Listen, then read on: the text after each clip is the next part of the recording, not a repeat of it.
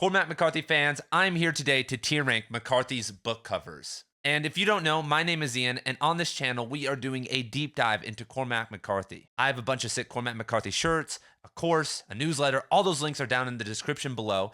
But let's hop in to our first cover. And I'd also love if you commented, your rankings down below, and I'll compile after a month or two the community's rankings and then post them on the community tab. So we're going to be going in chronological order. So the first one is The Orchard Keeper. And when I am looking at this, and if I saw this in the store, it really wouldn't have that much appeal. And the typography is somewhat nice. The red contrast with the beige and the lowercase and smaller black text is nice, but honestly, I'm going to have to rank this as hot trash, everyone. No wonder this book didn't sell. I don't know if the standards at the time were different for what people wanted, but what I do know is that Cormac McCarthy didn't sell more than 5,000 books until All the Pretty Horses came out, and that's as soon as he switched to a new publisher. So seemingly for the first 30 years of his career, they were doing everything wrong, because it's not like his first 5 or so novels are unsellable. So next we have Outer Dark, and this one's very similar. There are some more elements happening here. It sort of has like a Halloween feel to it, a little bit darker, but we're talking about a novel where a brother and sister are sleeping with each other. The man throws the baby out in the woods, and they're going on this separate, symbolic, weird ass journey. However, this is a step up from The Orchard Keeper. I like the black background contrast with the yellow/orange and the green. Those are flowing with each other very nicely. The white kind of contrast it all. I do like this, but I don't think that this is anything I couldn't do in Canva if you gave me a day or two. You know, it's sad to say, but I have middle school students that could produce a better book cover, even just with text. If I say text only, give me a sick book cover. And I understand this is a different time. This was 50, 60 years ago, before they had technology. But there was an artist there who spent hours doing this, if not days. This was, it's a big deal to publish a book. And this is what they came up with. All right, so next we have Child of God. And once again, they seem to be playing the same exact game. If something is not working, if the book isn't selling, then something must be wrong. We can blame the audience all we want, but they've basically incorporated all the same colors again. They have changed the font. The typography of The Orchard Keeper and Outer Dark looks somewhat serify, if I am correct on that. And this has, for the first time, something that's maybe resonating more of a McCarthyian feel, but they're doing the same weird color play, and they basically have reused a lot of the same colors, and it just doesn't pop out. It doesn't seem like something that authentic. So I'm sorry, but once again, I could do better than this in Canva with enough time. So next on our list, we have Satire, and I actually really like this one. This one finally is encapsulating the Southern feel. It makes me feel like I'm on a riverboat or something. First of all, we're seeing obviously a lot of the same colors being used, but they have finally come together for the first time. We see Satire, and it's written once again in a somewhat serify font, but it's a lot more pointy. A lot of the ends of the letters are more pointy, and it has this beautiful red outline to it. The yellow flows well with the green, and then the red really helps everything pop, and then the black background really just chisels it into stone, and the white a novel. I think this is really good. I've seen some other book covers for Satire. There's the 2 or 3 that have come out in the past couple decades. I have some used copies of those with like the bridge, the Tennessee River, and the bridge in Knoxville. I don't think those come even close to this. This seems like a dark novel. This seems like something I'd be like, what the hell is this? And I think it's because they started to believe in McCarthy some more. They were like, dude, this is good. This is a masterpiece, and we want to make this better. They actually started to give him a bit of a push here. In my opinion, it seems like someone worked a little bit harder on this, or they were just better, or it's just been 10 to 13 years and they know how to work the game better. But I know something's wrong, because if you look at book covers in the 60s, I know some that are way better than this, even with the same Random House company. And McCarthy was working with Albert Eskren, one of the top editors at Random House. So I don't know what the play was. If they just thought the simple folk wanted this, like, I don't know. But for this one, I'm for sure throwing this into the classic. This is a classic book cover. I really want this edition. Like, this would be sick to have. So next on our list, we have the infamous Blood Meridian. And this is, I'll just say it right now, it's teetering between classic and fire. Even though I think the photo of the desert is sick. Oh, man. So what I do like, first of all, is the monochromatic use of red. We have this dusty kind of cover, even if that's just like bad photography angle. It seemingly isn't like a solid red. It's more of a maroon red, and then it kind of transitions monochromatically to the other lighter red.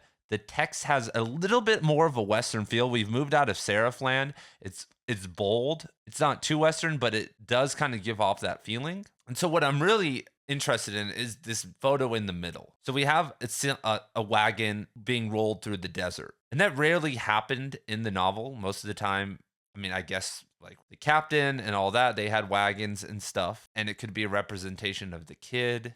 So I'm up on the fence I'm on the fence with this one. What do you guys think? Where would we put this? Because I think that obviously someone worked on this. There was a lot of thought put into this, into the photos. Maybe this is probably a original art piece within this. The colors are staged beautifully, but does it encapsulate, first of all, what's happening in the book, and how does it compare to some of the greatest book covers of all time? For the magnitude of the text, I think it falls short of fire, and I'm going to throw it in classic. So now we have the McCarthy book that really sent him into fame, All the Pretty Horses. And this is with his new company. This is with Albert Nampf, or however you say that publishing house's name. So the first thing that I noticed is that for the first time ever, McCarthy has been given thin lines, like a very classic thin font. And there's a couple elements of contrast working here. It's obviously all black and white. They did this kind of cheap trick where they put the black square and for the white, so his name pops a little bit more. They stopped doing the old trick that Random House was doing, a novel. They got rid of all of that, which thank God.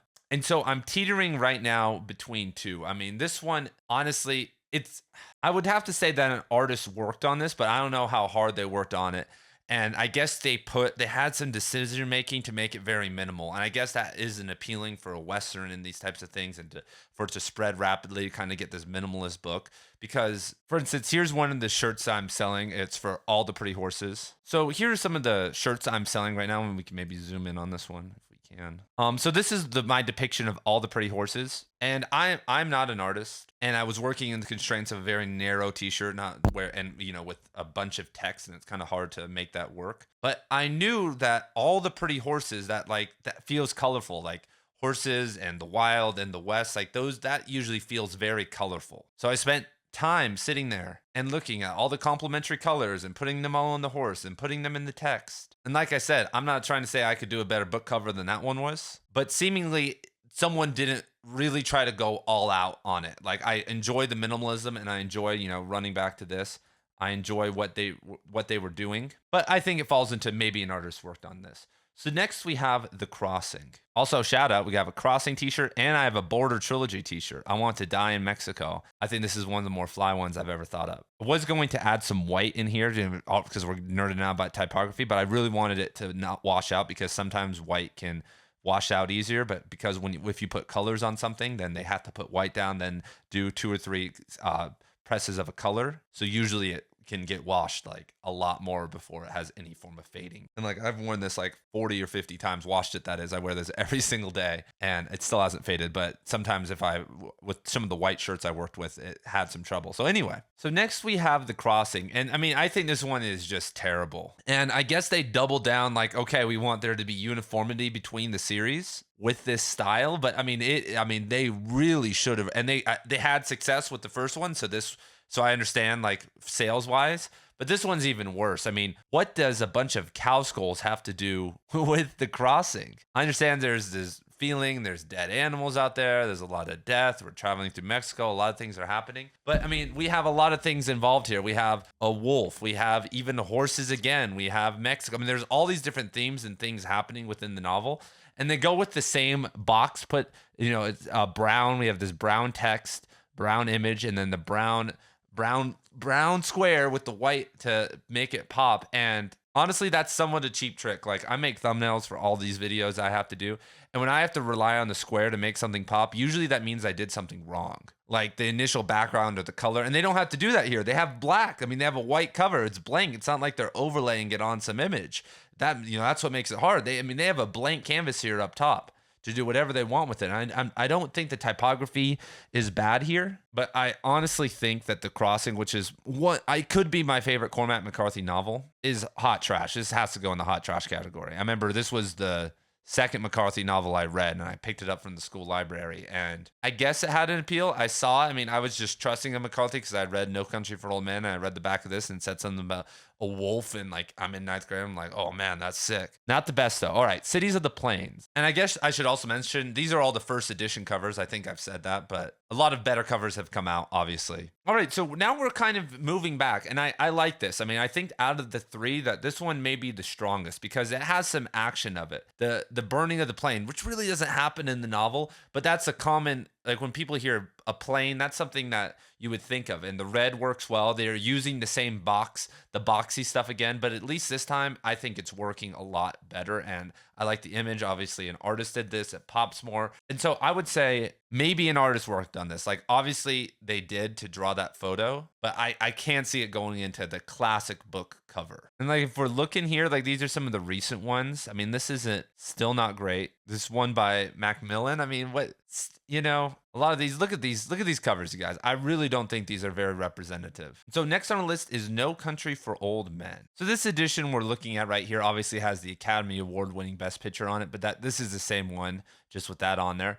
And when I look at this, I really like it. I mean, think about this. This is the first time a human being has been featured on a Cormac McCarthy novel. You could also say this is maybe, other than All the Pretty Horses and Blood Meridian, which Blood Meridian you could say not really, this is the first depiction on the cover of something that may happen in the novel. And I think with the title, with the text, so we kind of go back to a little bit of the wider text here. And it really fits in well because it does feel a little bit country. And the title, No Country for Old Men, I mean, this is just fire. This is one of his best titles. I mean, if we're just talking about book titles, No Country for Old Men is fire. And it really blends well with the Cormac McCarthy in terms of typography. And I love the red color. Once again, we're playing with the same colors. Like if we go back earlier, like look, seemingly with Cormac McCarthy, there's a lot of violence. It's red. We have the reds. We have the yellows. We have the blacks. Like this has been going on for a while with these books, but this is an encapsulation of it. Make it all red, and you know, adding the sun and this black figure like running away from something, which you know happens a couple times honestly in No Country for Old Men. That creates action and suspense. I remember when I got the book cover, I mean, I was hooked. I mean, this one is for sure going up on the classic list. Like it could even go into fire. Like I'm tempted to put it up there in fire, like because I don't think we're gonna get anything up in the fire category. So next we have The Road. I mean, and this is beautiful for knowing how dark and dim the road is. I mean, this is great. We have kind of this dirty black that's happening here with a little bit of roughage on it, and the monochromatic down into the gray, and then this beautiful orange, the road, and even the typography is all kind of messy, like it's not perfect. And this is just an absolute bombshell, I think, for a Cormac McCarthy novel. Like this really is the first one that just has text on it that really speaks to what's happening in the story. I mean, I guess Satire also does. I guess, you know, that one was fire, but this one really, you could tell that this is a horror book. This isn't going to be fun. This isn't going to be like something good. If you look at The Orchard Keeper, you have no idea what's going to be in there. Like a lot of the lower novels, you have no idea what's going to happen, but this kind of speaks darkness. So I'm going to throw this one for sure up in the classic category. This one's good. So last but not least, we have The Passenger and Stella Maris. And these got a lot of flack online. And I read a good comment, like someone was like, this looks like a revivalism book cover, like some Christian book cover. And I would tend to agree, but I think there's some nuanced elements going on. So first of all, it's really cool when you put them in conjunction with, and we get this going on, right? There we go for you guys. We get that going on of Alicia. So I really like that. And so, I mean, I guess we could see, I don't need to show you. We can see it on the screen. But so we have this kind of light. We have the light and the ocean, obviously, because Bobby is a deep sea diver. And I really like that. I think it's good. But for The Passenger, I'm going to throw that one up in maybe an artist worked on this. But I want to point out one thing. So we have The Passenger right here. But then Stella Maris, it's the same thing. But we are given Alicia with the full cover. And if we look right here, I may need to pull it back up because the green screen's getting rid of some of this. We have a full picture of Alicia, which I really like. But right here in this section right here, it's seemingly depicting the nuclear bomb or some fiery explosion. Something is going on over there above. It could be the clouds, but it looks a lot bigger than the clouds. It looks like something is happening. There's some sort of rapture happening over here. You're going to have to look at your own cover to see that. But I actually really like this. And, you know, Alicia seemingly submerged or with something happening is maybe indicating that she is the passenger, the extra passenger. We can start moving in, you know, toward those theories with all of this, which I really enjoy. And I really think that Stella Mara, surprisingly, turns out to be a classic. I think that it really depicts, better than a lot of these other books, what is really going on, and it brings a certain energy to it. Even though it may feel dark, those colors work for her. Maybe a little bit less so for the passenger, but I think these were very, very well thought out and a lot better as time has gone on. I think they are a lot better. So comment down your picks down below. I know we didn't get to a lot of the other book covers that like our second, third, fourth, fifth editions, but maybe we'll